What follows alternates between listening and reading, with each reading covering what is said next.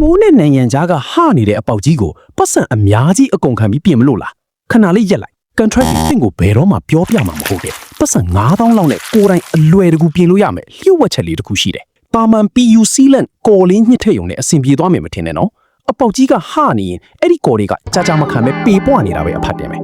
ကဲပတ်စံကုန်တတ်တာပြီးတကယ်လက်တွေ့ကြဘလူပြင်ရမလဲဆိုတာကြည့်လိုက်ရအောင်အဆင့်1ပထမဆုံးအရေးကြိုထားတဲ့ liquid PU တပူးဝယ်လိုက်ပါကြိုက်တဲ့တစ်စိဝယ်လို့ရတယ်နော်ကြော်ညာနေတာမဟုတ်ဘူးအဆင့်2ပြီးရင်ရေစိုးခမ်းပိတ်စ waterproof fabric တလေသွားဝယ်ပါအဆင့်3အရင်ဆုံးနံရံနဲ့ရေတံလျှောက်ခေါင်မိုးအဆက်ကြားကို PU အရေးတွေတိချပြည့်နေအောင်တုပ်လိမ့်လိုက်ပါအဆင့်4ပြီးတာနဲ့အပေါ်ကနေစောစောကရေစိုးခမ်းပိတ်စကိုအုပ်ပြီးဖြန့်ခင်းလိုက်ပါအဆင့်5အဲ့ဒီပိတ်စပေါ်ကနေမှ PU အရေးကိုဒုတိယတစ်ထပ်တတိယတစ်ထပ်စိတ်ကြိုက်တာထပ်တုပ်လိုက်တော့အဓိကပိတ်စကိုတင်းတင်းလေးဖြစ်နေအောင်ဆွဲခင်းဖို့ပဲဒါမှရေဝတ်မနေပဲကြခံပါဒီနီလန်းရဲ့အမိုက်ဆုံးအချက်ကဘာသိလားကွန်ကရစ်တစ်သားတန်တယ်စတာတွေအကုန်လုံးမှာအလုပ်ဖြစ်တယ်ဘလောက်ကြခံလဲလို့မိမဲ့သူတွေအတွက်ပြတ်သွားတဲ့အချိန်ထိကို easy ခံတယ်ပဲမှတ်ထားလိုက်ဒီနီလန်းလေးကိုသာသုံးလိုက်မယ်ဆိုရင်နောက်ပိုင်းအမိုးပြင်ဖို့ကုန်မဲ့ပိတ်ဆန်သိန်းချီကိုကြိုပြီးတတ်တာသွားစီမှာအသေးချပဲ